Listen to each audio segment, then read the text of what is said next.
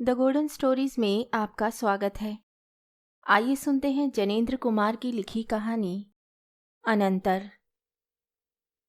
जिनको हम परम आदरणीय मानते आए थे, उन्हीं को हम बहुत से जन मिलकर अभी फूंक फांक कर लौटे हैं। बांस की अर्थी पर उनकी देह को कसकर बांधा और कंधों पर लिए लिए जुलूस में हम तेजी से चलते गए। लकड़ी के ढेर में उसे रखा, आंच दिखाई और राख कर दिया। सारे रास्ते भर हम पुकारते गए थे, राम नाम सत्य है, राम नाम सत्य है। मानो राम के नाम के सत्य के आगे मौत झूठी हो जाती हो। मानो नियति के आघात पर वह हमारा एक उत्तर हो। मैं घर आ गया। एक सन्नाटा मालूम होता था। माँ चुप थी और जिधर देखती देखती रह जाती। मैंने कहा, माँ उठो, उठो माँ, उठो, चलो बालकों को कुछ देखो भालो, वे भूखे हैं। माँ ने मुझे देखा जैसे वे कुछ समझी नहीं है। माफ़ी चाहती है कि भाई मुझे कोई कुछ सुनता नहीं, माफ़ करना, मुझे कुछ सूझता नहीं है।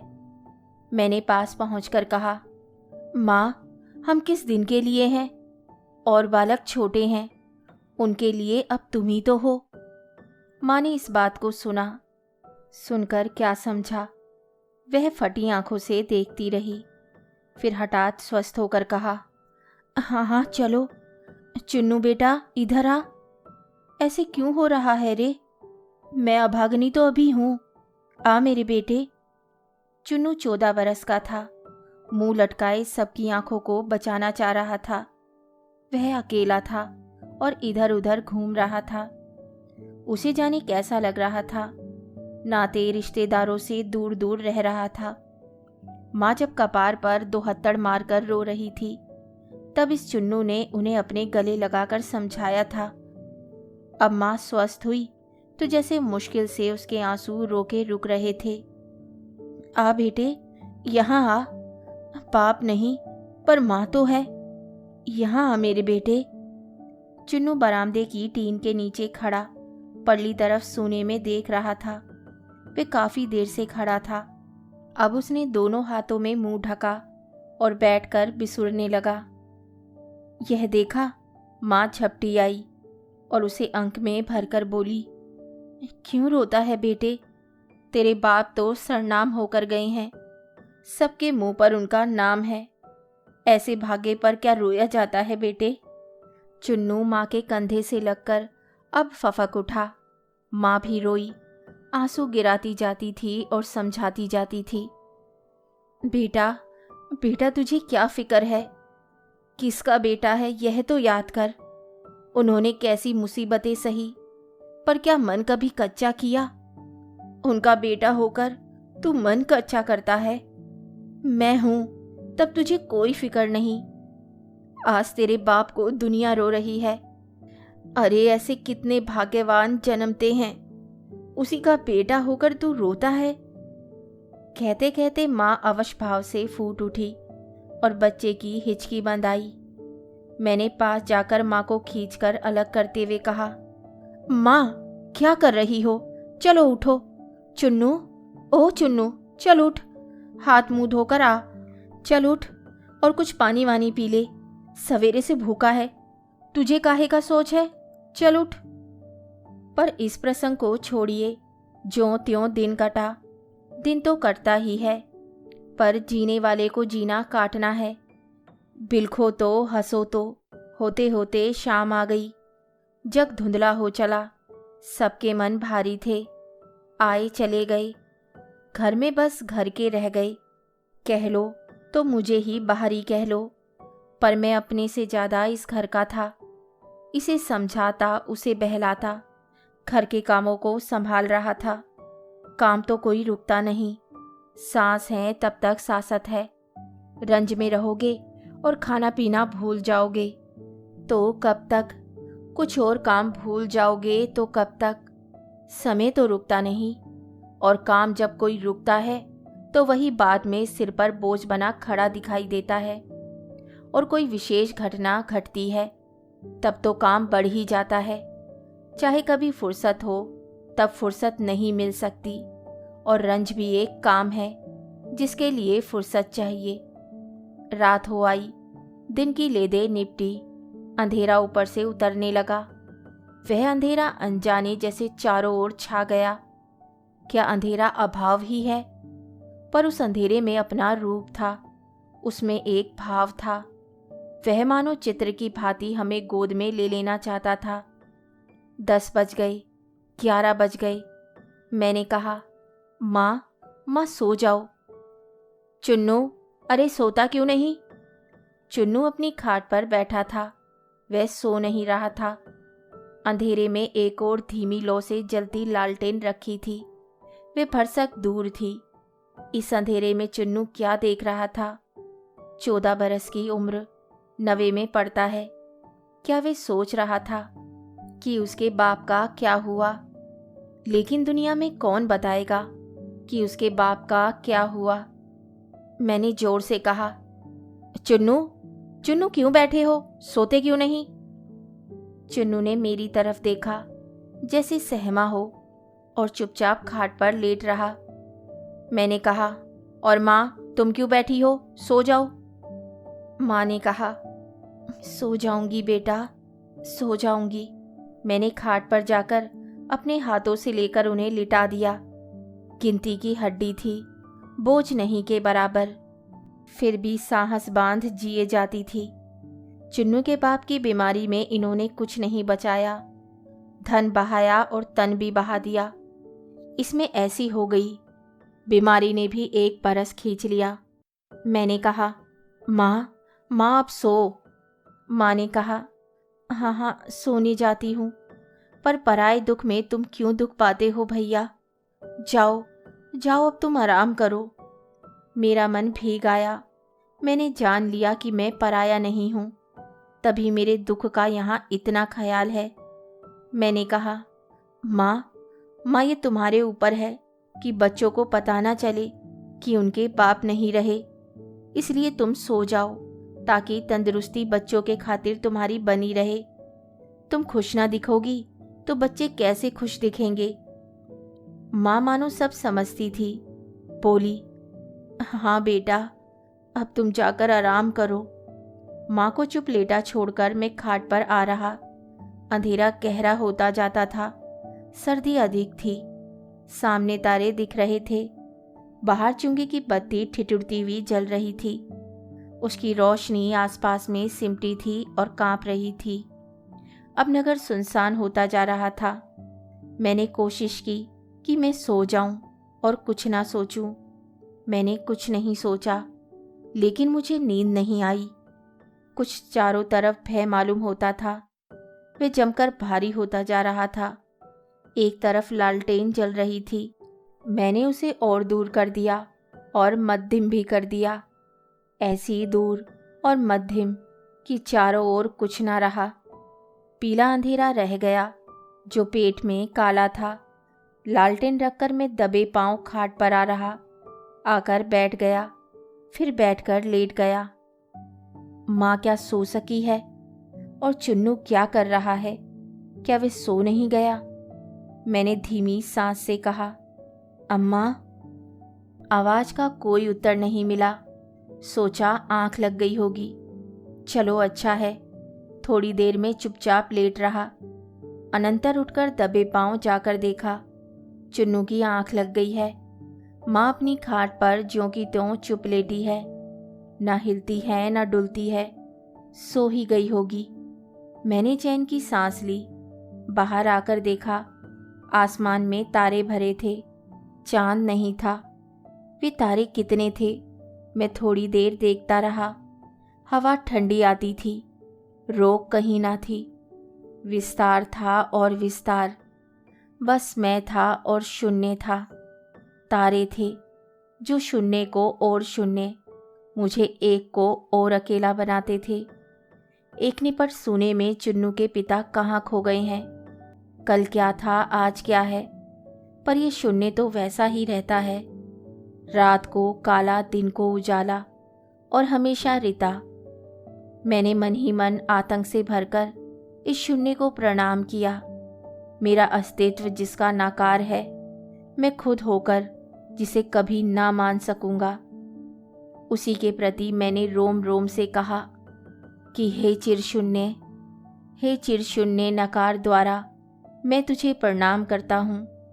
तू अंधेरा है, चुन्नू के बाप को तू नहीं दिखा सकेगा, ना तू दिखा सकता है ना दिख सकता है, पर तमाम इतिहास और तमाम काल और समूचा विस्तार जिस तुझ में नेति हो जाता है।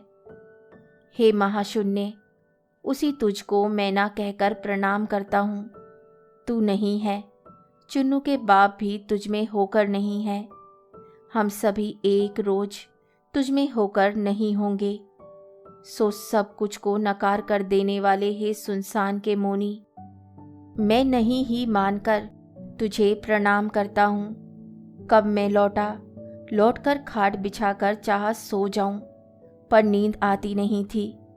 सोचा चलो चुन्नू के गले लगकर थोड़ा रो देखूं। सवेरे से रो नहीं सका हूँ, काम की भीड़ में उसका मौका नहीं मिला।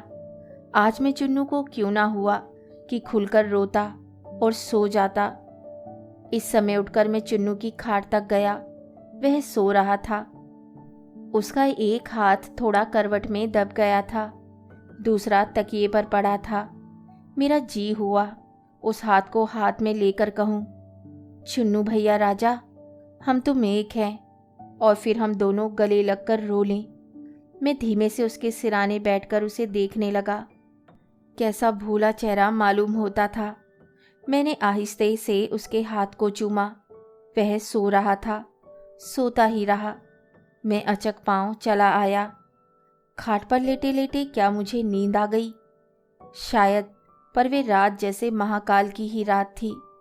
सारी रात गूंज ही गूंज सुनता रहा, राम नाम सत्य है, राम नाम सत्य है। कितनी अर्थियां उस रात निकली, मानो वे रात शव यात्राओं के लिए ही थी। कितनी ना जाने ऐसी यात्राएं निकली, और कितने यात्री हर एक के साथ पुकारते जाते थे, राम नाम सत्य है। मानो इस राम के नाम रूप सत्य को अपने प्रियजन की जान देकर उन्होंने अभी पाया हो, और चिल्लाकर उसे मौत के कानों तक पहुंचा देना चाहते हों। अरे भाइयों, बोलो बोलो, राम नाम सत्य है। जोर से बोलो, जोर से। देखता हूं कि सामने जो अर्थी का जुलूस जा रहा है, उसी से सहसा एक आदमी ने हाथ फेंक कर कहा। इस पर लोगों ने जोर से गुंजारा, राम नाम सत्य है। उस आदमी का सिर घुटा हुआ था, उसे उन्माद प्रतीत होता था। उसने कहा, धीमे नहीं, जोर से बोलो, बोलो, राम नाम सत्य है। लोगों ने जोर से पुकारा, राम नाम सत्य है। उस आदमी का चेहरा डरावना मालूम होता था। मुझे प्रतीत हो गया कि अर्थी पर जिस स्त्री का शव है, वह उसी की पत्नी थी। उस आदमी ने आवेश से कहा, भाइयों, धीरे ना पड़ो, बोलो, राम नाम सत्य है। लोगों ने भरसक जोर से कहा, राम नाम सत्य है। मैं उस गूंज पर सहम सा गया। इतने में देखता हूं कि वह आदमी मुझे ही देख रहा है। मुझे डर लग आया। देखते देखते उसकी माथे की नसें फूल आई, आंखों से चिंगारी छूटने लगी। क्या वह मुझे निगल लेना चाहता है? उसका आकार बड़े पर बड़ा होने लगा। वह दानव सा लगने लगा। फेंके मारे मैं इतने में उसने मेरी ओर देखा और चीख कर कहा, पकड़ लो इसे, ये आदमी हंसता है।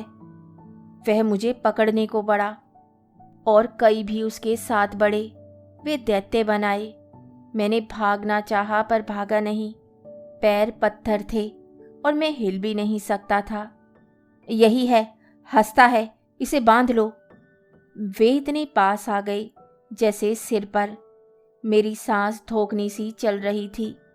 हाय हाय, मैं आँख खुली तो देखा मैं पसीने पसीने हो रहा हूँ। कहीं कुछ नहीं है, सब सुनसान है। मैंने पसीना पोंछा और अपने मन की कमजोरी पर हंसा। कुछ दिखता नहीं था, पर धीमे धीमे आंखों ने चिना की अंधेरे में मिली सी माँ खाट पर सीधी बैठी है। मैंने कहा, माँ। माँ ना चौंकी ना बोली। तुम जाग रही हो? माँ धीरे से बोली। नहीं। क्या बजा होगा? 2 बजे होंगे। मैंने कहा, और तुम बैठी हो? बोली, अभी उठी थी। मुझसे रहा ना गया। खाट पर पहुंचकर उनके हाथ को हाथ में लेकर मैंने कहा, माँ, ओ माँ। माँ ने मुझे कुछ कहने ना दिया। बोली, तू क्यों जाग रहा है भाई? जाकर सो ना, जा, मुझे भी सोने दे। कहकर आप ही चुपचाप खाट पर लेट गई। मैंने कहा, मैं जानता हूँ तुम जागती रही हो, ऐसे कैसे होगा माँ? अब मैं बेटा किसके लिए जागूंगी? कहकर माँ ने दूसरी ओर करवट ले ली और आगे वह नहीं बोली। मैं सुन कुछ देर खाट की पटिया पर बैठा ही रहा। दिखने को अंधेरा सुनसान था और सुनने को भी वही, माँ की सांस मानो उसी अतल गर्भ में से आती लगती थी। धीरे धीरे प्रतीत हुआ वह सम पर आ रही है। तब मैं अपनी जगह पर आ गया। आकर लेट रहा, पर नींद ना आई थी, ना आई। बार बार जग पड़ता था। दूर कहीं 3 बजे का घंटा सुनकर मेरी आंखें फिर खुल गई। जाकर देखता क्या हूँ कि माँ वहीं खाट पर अंधेरे में मिली प्रश्न चिन्ह की भांति उठ बैठी है। आंखें मली और देखा, हाँ, खाट पर वहीं बैठी है। मन के भीतर का हाहाकार गुल्म बनकर उठता कंठ की ओर आया। गुस्से में भरकर बोला, माँ, तुम रात भर जागती ही रहोगी क्या? डरी हुई सी माँ बोली, आँख खुल गई थी बेटा। मैंने डपट कर कहा, सो जाओ। बोली, अच्छा बेटा, और बोलते के साथ ही खाट पर चुपचाप सी लेट गई। पर 10 मिनट लेटी ना रही होगी कि फिर बैठ गई। उन्होंने मुझे सोया जाना होगा। इस बार मुझसे कुछ कहते कुछ करते ना बना। वे अंधेरे में क्या चाहती थी, क्या सोचती थी? उधर से आंख फेरकर अंधेरे में ऊपर छत में आंख किए पड़ा रहा। सोचता रहा, लेकिन सोचता भी नहीं रहा। ऐसे कब झपकी आ गई पता नहीं, लेकिन 4 का घंटा साफ कान में आकर बजा। आंख खुली, मुंह फेरा। देखता क्या हूं कि माँ उठती है, सधी और दुबली देह। जाकर लालटेन उठाती है और लिए लिए घर के कामकाज में लग जाती है। देखा और मैंने कसकर आंख मीच ली। फिर जो सोया तो उठा कहीं जाकर 8:30 बजे। पाता हूं कि सिर पर खड़ी माँ कह रही है, ये सोने का वक्त है रे, चल उठ, मुंह हाथ धो के आ, नहीं तो तेरा दूध ठंडा हो रहा है। उठ के देखता हूं कि चुन्नू माँ के सामने बैठा दूध पी रहा है। चुन्नू ने कहा, उठिए भाई साहब। मैंने खाट से झटपट खड़े होकर कहा, लो, अभी आया। कहानी सुनने के लिए धन्यवाद। तो इसी के साथ मैं आपसे विदा लेती हूँ और कल फिर मिलती हूँ एक नई कहानी के साथ।